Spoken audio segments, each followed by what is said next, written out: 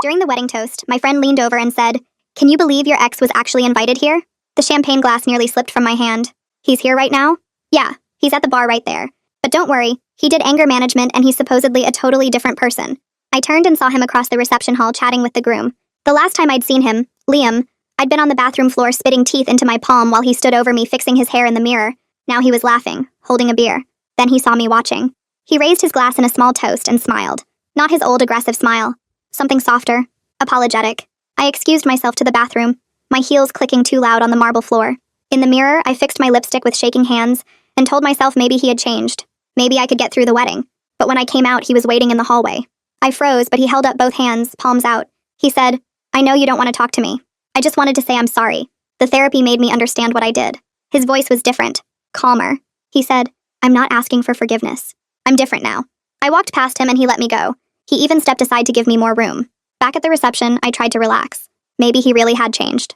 20 minutes later, a groomsman I didn't know approached me. He said, "You're the maid of honor, right? The bride needs you on the roof deck. Something about her dress." I said, "What's wrong with her dress?" He said, "I don't know. She just said it's an emergency and to get you right away."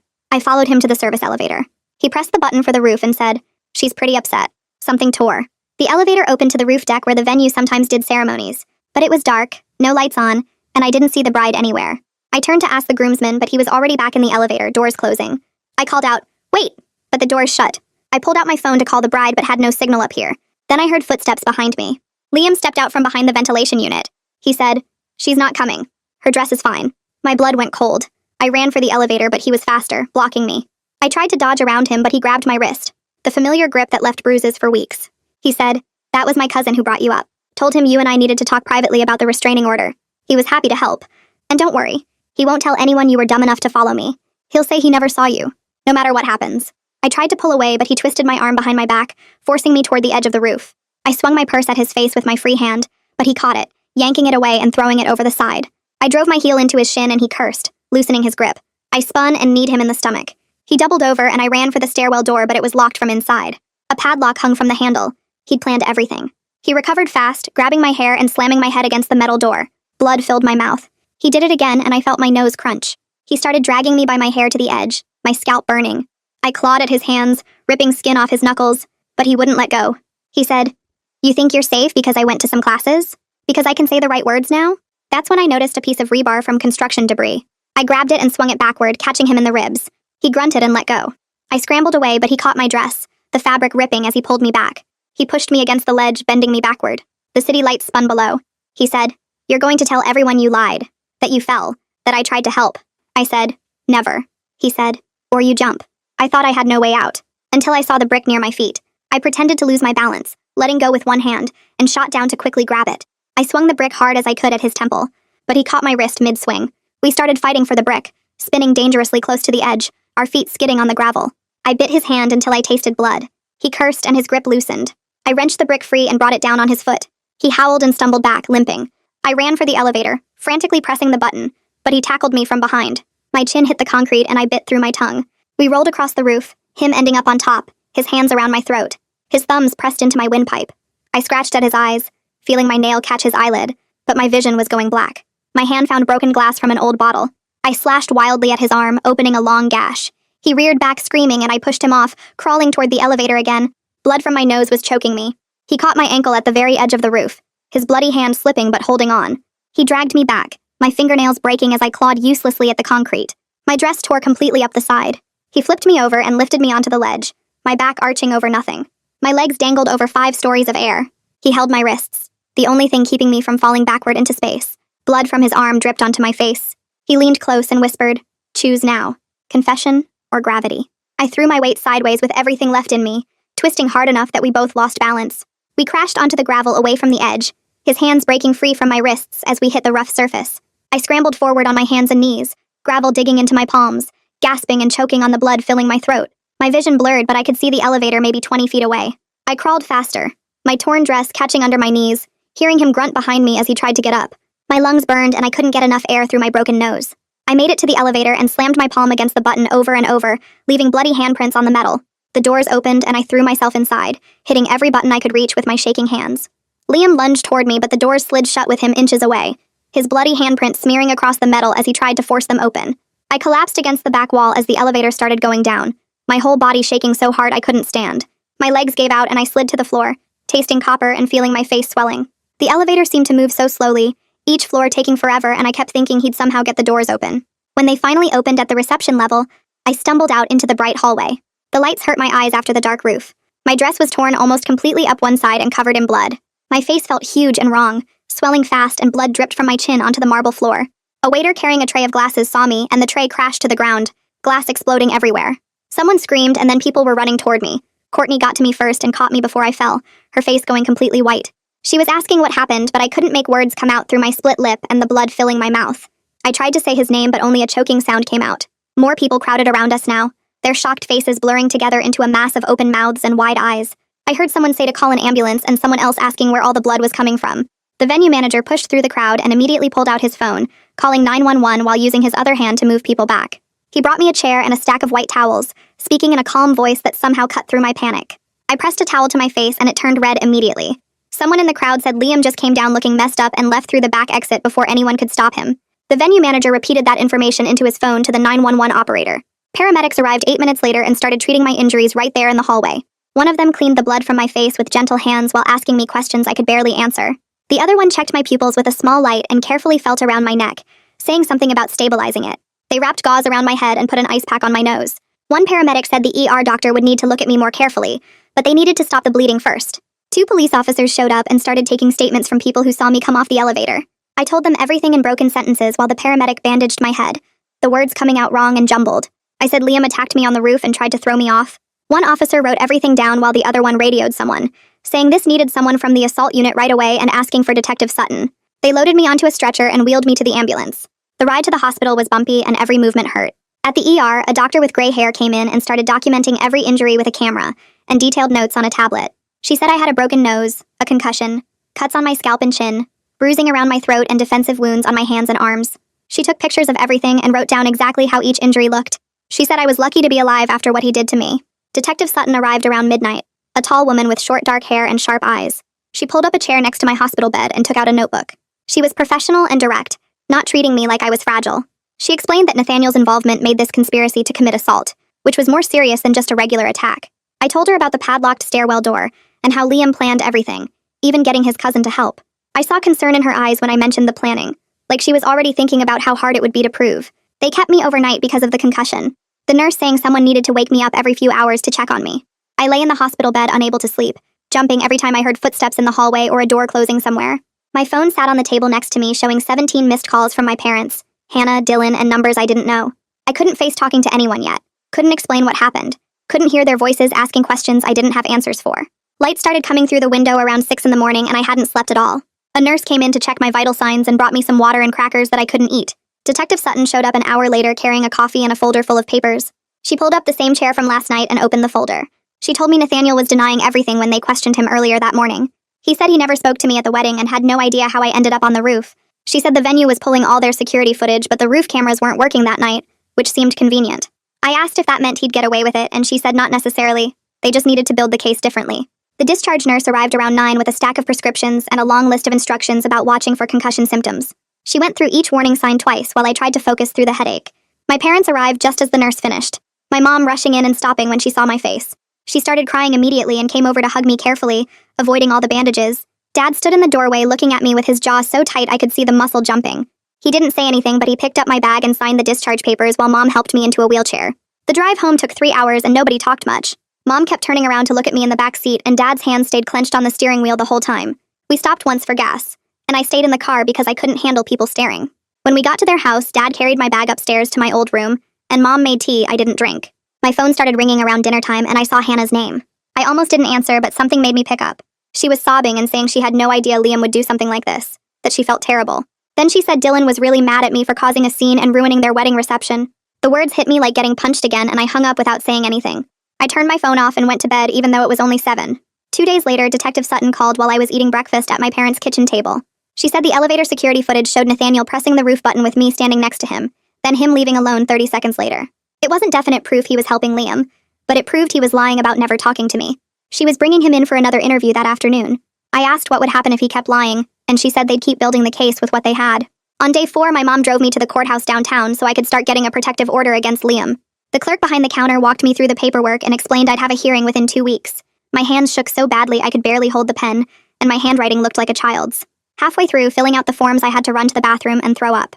I came back and finished the paperwork with the clerk watching me with worried eyes. She said I was doing the right thing and gave me copies of everything. That night, I was lying in bed when my phone buzzed with a text from a number I didn't recognize. The message said Liam had really changed, and I made him lose control by rejecting his apology. It said if I told the truth about what I did to make him mad, we could both move forward. I took screenshots of everything with shaking hands and sent them to Detective Sutton right away. She texted back within 5 minutes saying she'd document it and contact his probation officer. My work called the next morning asking when I'd be back, and I realized I couldn't face going to the office yet. My supervisor listened while I explained what happened, but her voice sounded weird, like she thought I was making it up to get time off. The doubt in her tone made me feel sick and angry at the same time. I told her I'd let her know when I could return and hung up before she could say anything else. Detective Sutton called that afternoon with an update about the padlock they found on the roof stairwell door. She said the venue checked their equipment and the padlock didn't match anything they owned. Someone brought it specifically to trap me up there. She was trying to trace where it was purchased, but it was a common brand sold at every hardware store in the city. I asked if that helped prove Liam planned everything, and she said it helped but wasn't definite proof by itself. A man named Xavier Wolf from the district attorney's office called 2 days later to talk about the case. He explained that without Nathaniel agreeing to testify and with limited physical proof of planning ahead, proving conspiracy would be really hard. He said he could definitely charge Liam with assault and battery, but the attempted murder charge might not stick. I asked why not when Liam literally tried to throw me off a roof and Xavier said proving intent was complicated. He wanted to meet in person to go over everything. I met Xavier at his office downtown the next day, and he walked me through what a trial would look like. He said I'd have to testify about every detail of the attack, and Liam's lawyer would try to make me look bad. He mentioned that Liam was claiming I attacked him first, and he was just defending himself. The lie was so crazy I actually started laughing, but then I was crying instead. Xavier handed me tissues and said that's why he wanted me to understand what we were up against before deciding how to move forward. I left Xavier's office feeling sick and scared about having to testify. My phone rang in the parking garage and I saw Dylan's name on the screen. I should have ignored it, but I answered anyway. He started talking before I could say anything, his voice tight and angry. He told me Liam was his college roommate and a good guy who made one mistake. He said I should have just talked to Liam at the wedding instead of getting the police involved. I tried to explain that Liam literally tried to throw me off a roof and kill me. Dylan cut me off mid-sentence and said I was being dramatic and making everything worse than it was. He said Liam told him I attacked first, and he was just defending himself. The lie made my hands shake so hard I almost dropped the phone. I hung up without saying anything else and immediately blocked his number. Hannah's husband thought I was the problem, not the man who tried to murder me. I sat in my car for 20 minutes trying to stop crying before I could drive home. My apartment felt wrong when I got back, like the walls were too close and the shadows were watching me. Every small sound made me jump. The refrigerator humming, a car door slamming outside, footsteps in the hallway above me. I checked the locks on my door 3 times in 10 minutes. Then I checked them again. I called my parents that night and told them I couldn't stay in my apartment anymore. Mom and Dad drove up the next morning with Dad's truck. We started packing my things into boxes, my hands shaking the whole time. Every shadow moving across the window made my heart race. I kept looking at the door, expecting Liam to somehow appear even though the protective order said he had to stay away. We found a smaller apartment across town that had better security. The building had a doorman who checked everyone coming in and cameras in every hallway. The rent was $200 more per month than I could really afford, but I signed the lease anyway. I needed to feel safe more than I needed to save money. The protective order hearing happened 2 weeks after the attack. I had to sit in the courthouse waiting room for 40 minutes before they called my case. My stomach hurt the whole time. Then I saw Liam walk in with his lawyer. Matthias Powell wore an expensive suit and carried a leather briefcase that probably cost more than my car. Liam looked calm and put together. Nothing like the man who had tried to kill me. The judge called us into the courtroom and Matthias started objecting to everything Xavier said. He objected to the photos of my injuries, claiming they were too graphic. He objected to my written statement, saying it was biased. He objected to the timeline Detective Sutton had put together. The judge looked annoyed and told Matthias to sit down and be quiet. She reviewed the photos of my broken nose, the bruises on my throat, the cuts on my scalp. She looked at Liam and asked if he had anything to say for himself. Matthias answered for him, claiming Liam acted in self-defense. The judge cut him off and said she was asking Liam, not his lawyer. Liam stood up and said he was sorry for what happened, but I had attacked him first. The lie came out of his mouth so smoothly, like he actually believed it. The judge granted the protective order for 6 months. Liam had to stay at least 500 feet away from me at all times. No contact through phone, email, social media, or third parties. If he violated it even once, he would be arrested immediately. I felt a tiny bit of relief for the first time in weeks. Detective Sutton called me 3 days later with news about Nathaniel. She said the phone company had provided location data for his cell phone. The data showed he was on the roof level of the venue building at the exact time I was attacked. She brought him in for another interview and confronted him with the evidence. He still refused to admit he helped Liam. His lawyer said the data just proved Nathaniel was in the building. Not that he did anything wrong. Maybe he went up to the roof for some other reason. Maybe he was looking for a quiet place to make a phone call. Detective Sutton said she was still building the case, but it was frustrating. I started seeing Josephine Holt the following week. She was a trauma counselor who worked specifically with assault survivors. Her office was small and quiet with soft lighting and comfortable chairs. She explained that my constant fear and jumpiness were normal responses to what happened. She called it hypervigilance, my brain trying to protect me by staying alert for danger all the time. She taught me grounding techniques for when the panic attacks hit. 5 things I could see, 4 things I could touch, 3 things I could hear, 2 things I could smell, 1 thing I could taste.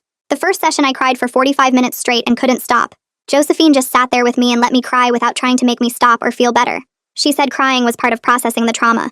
Courtney was one of the only friends who stayed in regular contact. She came over to my new apartment one evening with takeout food. We sat on my couch eating, and she admitted that our mutual friends were choosing sides. Some people believed Liam's version of events where I was the one who attacked him.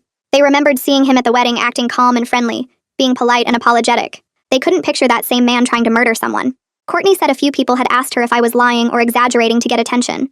The betrayal hurt almost as much as my physical injuries. These were people I had known for years. People I thought were my friends. 3 weeks after the attack, someone knocked hard on my apartment door at 2 in the morning. The sound woke me up from a nightmare, and for a second I thought Liam had found me. I grabbed my phone and called 911 immediately, whispering to the operator that someone was at my door. I looked through the peephole but saw nothing. The hallway was empty. The police arrived 12 minutes later and found a note taped to my door. It said, "Drop the charges," in block letters written with a black marker. There was no security footage of who left it, because the hallway camera had a blind spot right at my door. The officers dusted for fingerprints but found nothing. Detective Sutton filed a report and said she would try to prove it was Liam, but there was no evidence connecting him to the note. The venue manager called Detective Sutton a few days later with important news. They had found additional security footage from a camera angle they missed during the first review. This camera was pointed at the service elevator from a different direction. The footage clearly showed Nathaniel leading me to the elevator and pressing the button for the roof level. Then it showed him coming back down alone 90 seconds later. His face looked worried, and he kept looking around like he was checking if anyone saw him. Detective Sutton said this was the strongest evidence yet of his involvement in the attack. Josephine helped me create a detailed safety routine during our second session. I started taking different routes to and from work each day so no one could predict my schedule. I checked in with my parents at set times every morning and evening. If I missed a check-in, they knew to call the police. I bought pepper spray and kept one in every bag I owned. I never went anywhere alone after dark, not even to the grocery store. Living this way was exhausting and made me feel like a prisoner. But it was better than the constant terror of thinking Liam could show up anywhere at any time. Liam's social media posts started appearing around week 4.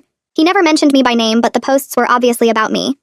He wrote things like, "Some people will lie about anything for attention, and crazy exes will ruin your life if you let them." He posted about false accusations destroying innocent men. Our mutual friends could tell exactly who he meant. Some of them commented with support, telling him to stay strong and that the truth would come out. I watched my social circle shrink in real time as people picked sides. Each supportive comment on his posts felt like another friend choosing him over me.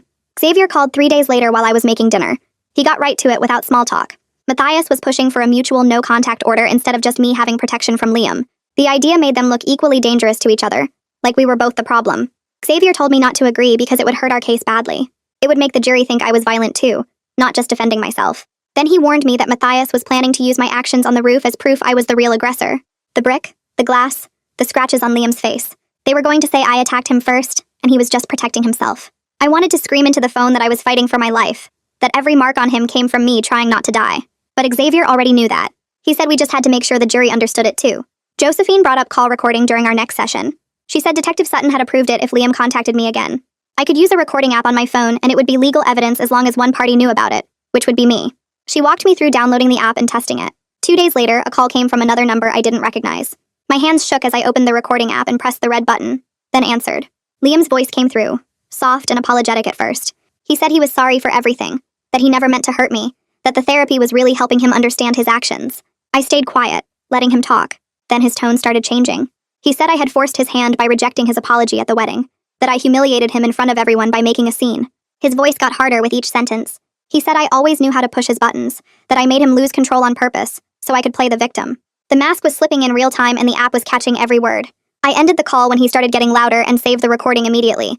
I brought the recording to Xavier's office the next morning with Detective Sutton joining us. We sat in the conference room and played it through the laptop speakers. Xavier and Sutton exchanged looks when Liam's voice shifted from apologetic to blaming. It wasn't a direct confession to planning the attack, but it showed his mindset clearly. The way he justified his violence, the way he blamed me for his actions, the way his control cracked when I didn't respond how he wanted. Xavier said this helped establish Liam's pattern of manipulation and controlling behavior. It proved the anger management classes hadn't actually changed anything underneath. Sutton said it contradicted his story about the roof being a misunderstanding. We now had stronger evidence for the assault charges to stick instead of getting reduced to something minor. The protective order extension hearing happened at week 7. I sat on one side of the courtroom with Xavier while Liam sat on the other side with Matthias. Matthias argued that I was harassing his client by pursuing criminal charges when the original 6-month order was enough protection. He said Liam had complied with every requirement, attended all his classes, and stayed away from me completely. He made it sound like I was the one causing problems by not letting it go. Then the judge asked to review the evidence. Xavier presented the threatening note from my door, the recording of Liam's call, and printouts of his social media posts about crazy exes and false accusations. The judge listened to the recording with no expression, then looked at the social media posts for a long time. Finally, she said the order would be extended for another full year. Liam's jaw clenched, but he didn't say anything. Matthias tried to object, but the judge cut him off and said the decision was final. Work was getting harder every day. I couldn't focus on anything for more than 10 minutes before my mind would spiral back to the roof. My hands would start shaking during meetings for no reason. I'd have to excuse myself to the bathroom when the panic hit and I couldn't breathe right. My supervisor noticed. She called me into her office for a performance review, and I knew it was coming. She had my recent project reports spread across her desk, all of them late or incomplete. She started asking what was going on, and I just broke. Everything came out in a rush. The wedding, the roof, the attack, the hospital, the court hearings, the nightmares, the constant fear. I couldn't stop crying once I started. She came around the desk and closed the office door, then sat next to me instead of across from me. Her whole attitude changed. She said she had no idea, that I should have told her sooner. She arranged for me to work from home 3 days a week starting immediately. She said my job was safe and to take whatever time I needed to recover. A woman from the wedding catering company called Detective Sutton out of nowhere during week 6. Sutton called me right after to tell me about it. The caterer remembered seeing me come off the elevator that night looking scared and badly hurt. She also remembered seeing Liam exit the same elevator maybe 30 seconds before me, and he looked rough too. His shirt had blood on it and his face was scratched up. She'd thought about it for weeks and finally decided she needed to tell someone what she saw. Her timeline matched mine exactly, and contradicted Liam's story about trying to help me after I fell. Sutton said this was solid testimony from a neutral witness who had no reason to lie for either side. It proved Liam was on that roof with me and came down looking like he'd been in a fight, not like he'd been trying to help someone who fell. The venue's insurance company got involved because they could be sued over the broken roof cameras and the mysterious padlock. Their investigator was a middle-aged guy in a cheap suit who interviewed me in Xavier's office. He asked detailed questions about everything and took notes on a yellow legal pad. He wanted to know about the cameras, the padlock, the lighting, the stairwell door. Xavier sat with me the whole time and stopped a few questions he thought were inappropriate. The investigator reviewed all the police reports and Detective Sutton's evidence file. 2 weeks later, he came back with an offer. The insurance company would pay $18,000 to cover my medical bills if I signed an NDA about the venue's security problems. I couldn't talk publicly about the cameras not working or the padlock that shouldn't have been there. Xavier said I should seriously think about taking it. The money would help a lot, and we didn't need to sue the venue to make the criminal case against Liam. Nathaniel appeared across the street from my office building on a Tuesday afternoon. I was leaving work early, one of my work-from-home days, when I saw him standing by a food truck just watching my building's entrance. He wasn't hiding. He wanted me to see him. I pulled out my phone and called Detective Sutton before I even left the lobby. She said she'd send a patrol car immediately and told me to stay inside with security until they arrived. I watched through the glass doors as Nathaniel kept standing there, drinking coffee, checking his phone, looking up at the building every few minutes. The patrol car showed up 12 minutes later, but by then he was gone. The officers took my statement and called Sutton with an update. She documented it as witness intimidation and called Nathaniel's lawyer with an official warning. But he still hadn't been charged with anything for helping Liam trap me on that roof. Josephine started me on exposure therapy during our next session. She explained that avoiding elevators and heights forever would let Liam take those things from me permanently. We needed to slowly face those fears in a controlled way. We started so small it felt silly. Just standing next to an elevator in her building's lobby while it opened and closed. My heart was racing, but nothing bad happened. The next week we rode 1 floor up together, then immediately back down. She stayed next to me the whole time, talking in a calm voice, reminding me to breathe. It was scary, but I was so mad at the idea of Liam controlling my life like this. I refused to let him make me afraid of basic things like elevators. We did it again the following week, going up 2 floors this time. My hands were sweating and I felt dizzy, but I made it through. Xavier called me into his office during week 8 with news about a plea deal. He had his serious lawyer face on when I sat down. Matthias had approached him with an offer. Liam would plead guilty to aggravated assault, serve 2 years of probation with mandatory domestic violence counseling, and the protective order would stay active the whole time. No jail time, but he'd have a felony conviction on his record forever. Xavier explained that going to trial was always risky. Juries were unpredictable. Even with all our evidence, Matthias was good at his job and might convince them to go with a lesser charge. We could end up with just a misdemeanor battery conviction, or even an acquittal if the jury believed Liam's self-defense story. The plea deal guaranteed a felony conviction and mandatory treatment. It wasn't perfect, but it was certain. I left Xavier's office that afternoon with paperwork explaining the plea deal terms and 3 days to decide. The walk back to my car felt longer than usual, and I sat in the parking lot for 20 minutes just staring at the steering wheel. Part of me wanted to push for trial and watch Liam get dragged through every detail of what he did to me on that roof. But Xavier's words kept playing in my head about juries being unpredictable, and how Matthias might convince them it was mutual combat or self-defense. I called Josephine that evening and asked if I could come in the next day instead of waiting for our regular appointment. She moved things around and saw me at noon. I brought all the paperwork and we went through it together line by line. She asked what outcome would help me heal the most, and I realized I didn't actually know. Revenge felt good when I imagined it, but Josephine pointed out that trials could take a year or more, and I'd be stuck in this limbo the whole time. The guaranteed felony conviction meant Liam would have that on his record forever when he applied for jobs or housing. The mandatory counseling might not change him, but at least someone would be monitoring him and documenting if he refused to participate. On day 3, I met with Xavier again and told him I'd accept the plea deal, but only if it included full restitution for my medical bills. He nodded and said that was reasonable, and he'd present it to Matthias. The negotiation took another week of back-and-forth phone calls. Matthias came back with an offer of $8,000 when my actual costs were over $15,000 from the emergency room, follow-up appointments, medications, and therapy sessions. Xavier sent him my itemized bills and pushed back hard. They settled on $12,000 paid in monthly installments over 2 years, plus Liam had to complete 200 hours of community service at a domestic violence shelter. Xavier called me with the final terms and asked if I could live with it. I said yes, even though the number still felt low. At least it was something, and the community service requirement felt like poetic justice. The plea hearing got scheduled for week 12, and I had to take the morning off work. I drove to the courthouse alone because I didn't want my parents there seeing Liam again. The courtroom was smaller than I expected, with wood paneling and fluorescent lights that buzzed. I sat in the gallery behind Xavier while we waited for the judge. Then Matthias walked in with Liam right behind him wearing a dark suit that made him look like a different person. My hands started shaking and I gripped the bench in front of me. Liam sat at the defense table and didn't look in my direction once during the whole hearing. The judge came in and everyone stood, then sat back down. Xavier presented the plea agreement terms, and the judge asked Liam to confirm he understood what he was pleading guilty to. Liam stood and said yes in a flat voice. Then the judge asked him to explain in his own words what happened, and Liam gave this statement full of passive language about the incident, and how there was mutual conflict that got out of hand. He never said he attacked me or trapped me on that roof. He made it sound like we both lost our tempers during an argument. The judge stopped him halfway through and asked directly if he grabbed me and tried to force me off the roof. Liam hesitated, then said things escalated beyond what he intended. The judge's face hardened and she spent 5 minutes lecturing him about minimizing violence and taking responsibility. She said his statement showed exactly why he needed the counseling, and that she'd be monitoring his compliance personally. Then she accepted the plea and set the sentencing date for 3 weeks later. I walked out of that courtroom feeling hollow instead of relieved. A week after the plea hearing, Hannah texted asking if we could meet for coffee to talk.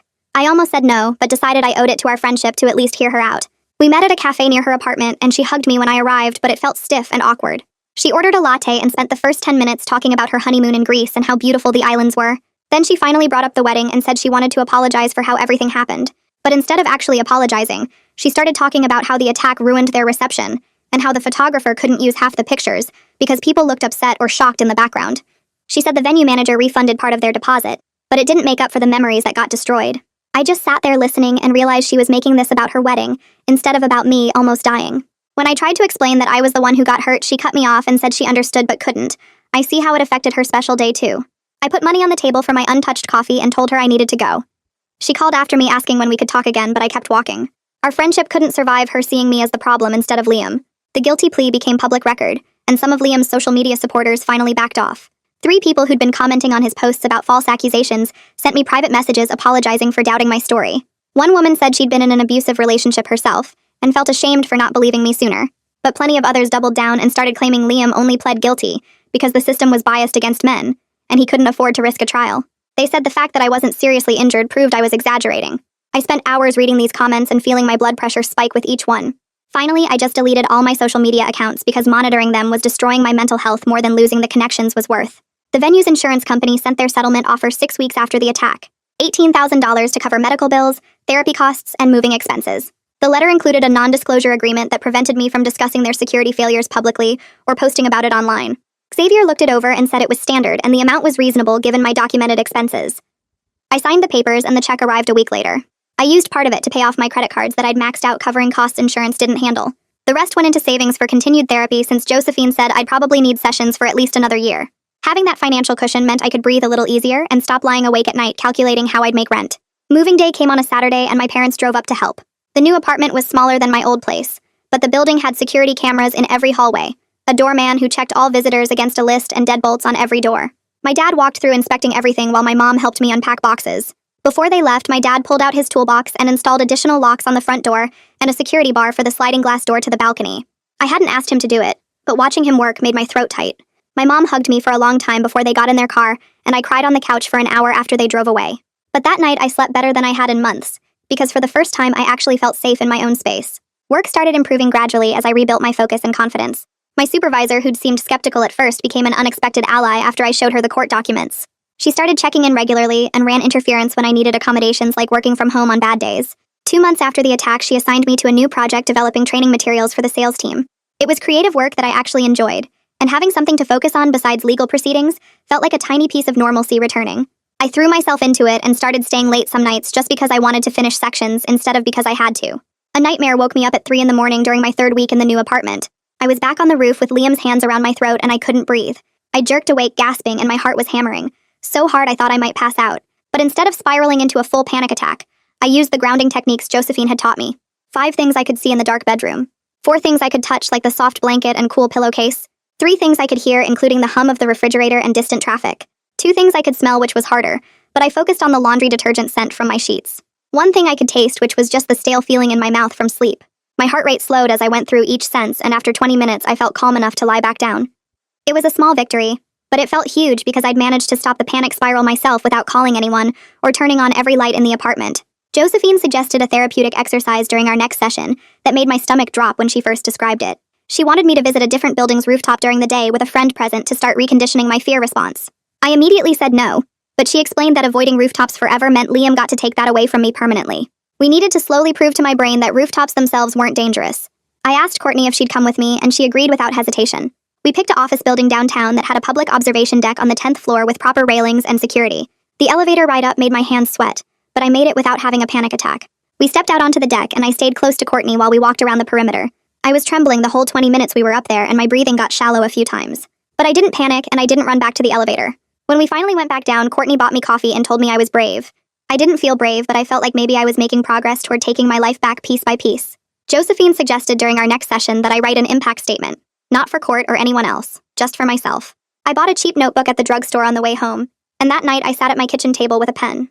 The first page was hard because I didn't know where to start, but then the words came pouring out. I wrote about the bathroom floor where Liam first hit me, about spitting teeth into my palm while he fixed his hair like nothing happened. I wrote about the roof, about his hands around my throat, about dangling over 5 stories with nothing but air below me. Page after page filled up with everything he took from me. My sense of safety, my ability to sleep through the night, my trust in my own judgment, my friendships, my old apartment, the simple act of walking down a street without checking over my shoulder every 30 seconds. I wrote about how the attack changed me, how I flinch at sudden movements now, how elevators make my heart race, how I can't watch certain movies anymore because the violence feels too real.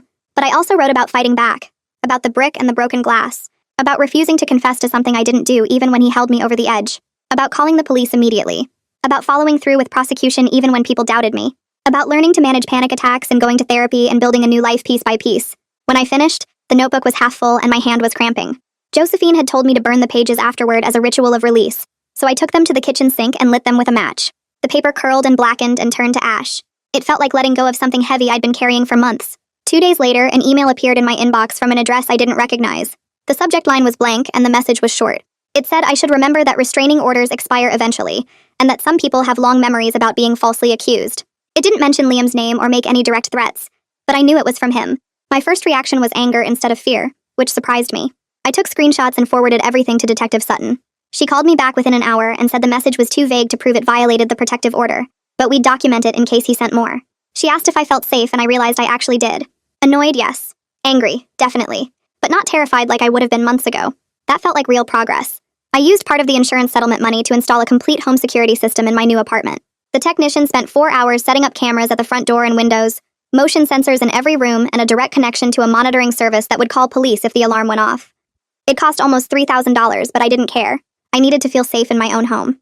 The next week I went to a neighborhood watch meeting in the community room of my building. About 15 people showed up and we talked about recent break-ins and suspicious activity. I met my neighbors for the first time, including an older couple across the hall and a woman with 2 kids downstairs. We exchanged phone numbers and promised to look out for each other. Building a community safety net felt good, like I was taking control instead of just reacting to threats.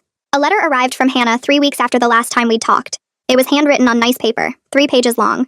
She wrote that she'd been thinking a lot about what happened and she realized she'd prioritized her wedding over my trauma. She said she was sorry for how Dylan reacted and sorry for not standing up for me more strongly. She wrote that she understood if I couldn't be friends anymore, and she wouldn't blame me. She wasn't asking for forgiveness, just wanted me to know she recognized what she'd done wrong. I read the letter twice and felt something soften in my chest. I appreciated the honesty and the fact that she wasn't making excuses or asking me to forgive her right away, but I wasn't ready to respond yet. Maybe someday we could rebuild something, but not now. I folded the letter and put it in a drawer. That same week, Courtney texted me screenshots of social media posts from Nathaniel. He was posting vague things about false accusations and how some people will do anything for attention. He never mentioned my name, but anyone who knew about the case would understand who he meant. I felt my blood pressure spike looking at his smug profile picture. I forwarded the screenshots to Xavier's office, and within 2 hours his assistant called me back. They were sending Nathaniel's lawyer a cease and desist letter, threatening a civil lawsuit for defamation if he didn't take the posts down immediately. By the next morning, every post was gone and Nathaniel's account was set to private. Legal pressure actually working felt surprisingly good, like the system was finally protecting me instead of just documenting harm after it happened. The 6-month review hearing for Liam's probation happened on a cold morning in November. I sat in the courthouse waiting area with Xavier while Liam and his lawyer talked to the probation officer in another room. When we finally went into the courtroom, the probation officer gave her report to the judge. She said Liam was attending his required domestic violence classes, but showed minimal engagement and often seemed to be just going through the motions. She recommended extending the protective order and continuing his probation with closer monitoring. The judge agreed and extended the order for another 18 months. Liam sat at the defense table looking angry, but he didn't say anything when the judge asked if he had questions. I felt relieved walking out of the courthouse. The system wasn't perfect, but at least it was continuing to monitor him and keep the protective order in place. Josephine mentioned during our next session that she ran a support group for survivors of intimate partner violence and asked if I wanted to join. The group met every other week at the counseling center. I was nervous the first time I went, sitting in a circle with 6 other women I'd never met. But when people started sharing their stories, I felt less alone than I had in months. One woman talked about her ex breaking her arm. Another described years of emotional abuse that left her unable to trust her own judgment. A third was still in court fighting for custody of her kids. When it was my turn, I told them about the roof and the attack and the long process of recovery. Nobody looked at me with pity or doubt. They just nodded like they understood exactly what I meant. After the meeting, 2 women came up to me and we exchanged numbers. We started meeting for coffee between group sessions, and having people who truly got it made a huge difference. A quiet Tuesday evening at home triggered a panic attack out of nowhere. I was reading on the couch when someone slammed a door in the hallway. The sound jolted through me and suddenly I couldn't breathe. My heart was racing and my hands started shaking. But instead of spiraling completely, I put down my book and used the coping tools Josephine had taught me. I focused on my breathing, counting to 4 on the inhale and 6 on the exhale. I pressed my feet flat against the floor and felt the solid surface beneath me. I named 5 things I could see in the room. Within 15 minutes, my heart rate was back to normal and I felt calm again. The attack had happened, the fear was real, but I'd managed it myself without calling anyone or falling apart. I wasn't helpless anymore. Work started going better around the same time. My supervisor called me into her office one afternoon, and I felt my stomach drop, thinking something was wrong. Instead, she told me I was getting a small promotion with a raise. She said my determination and focus over the past several months had been impressive, and the new role would play to my strengths in project management. The raise was enough to help cover my increased rent and security expenses. I thanked her and walked back to my desk feeling lighter than I had in months. It felt good to be recognized for something other than being a victim, to have my work valued for what I could do instead of what had been done to me. Detective Sutton called on a Friday afternoon with a final update about the case. She said it was officially closed from the police side since Liam had pled guilty and was serving his sentence. There was nothing more for them to investigate or pursue. She told me I'd done everything right by reporting immediately, preserving evidence and following through with prosecution. Her voice was warm when she said that many survivors don't make it through the whole process, and she was glad I had. The validation meant more than I expected it to. I thanked her for everything she'd done and we hung up. The case was closed. Liam was on probation with a felony conviction. The protective order would last another 1.5 years. I had a support system, a safer apartment, coping tools that actually worked, and a promotion at work. None of it was perfect, and the fear hadn't disappeared completely, but I was building a life that felt like mine again. 8 months after the attack, I woke up on a Saturday morning and realized something felt different. I made coffee, checked my email, did laundry, went grocery shopping, cooked dinner, watched a movie, and went to bed without a single nightmare or panic attack. The next day passed the same way, then another. By the end of the week, I sat in Josephine's office and told her about it. She smiled and said this was a big milestone in trauma recovery. The fear hadn't disappeared completely and probably never would, but it wasn't running my entire life anymore. I was reclaiming my days and nights piece by piece. I still had bad moments, still checked the lock sometimes, still avoided certain streets where I might run into people from that night. But those moments didn't define everything anymore. I could have whole days where I felt normal, where I forgot to be scared, where I just lived. That week felt like proof that I was actually getting better, not just pretending to be okay. The following weekend, Courtney called and asked if I wanted to get dinner. I suggested a rooftop restaurant downtown, my choice, and heard her pause on the phone before she said that sounded great. I was nervous walking into the building, my hands sweating as we rode the elevator up. When the doors opened to the restaurant, I felt my stomach tighten. But I walked out onto the deck, sat down at our table near the railing, and focused on my breathing. We ordered food, talked about work and her new apartment, and I barely thought about the height. The city lights spread out below us, and I realized Liam didn't get to take rooftop spaces away from me forever. This was my city too. I belonged here just as much as he did, maybe more now that he had a felony conviction. We finished our meal, and I felt proud of myself for doing something that scared me. I wasn't the same person I was before the wedding, and I'd stopped trying to get back to who I was then. That version of me didn't know what she was capable of surviving.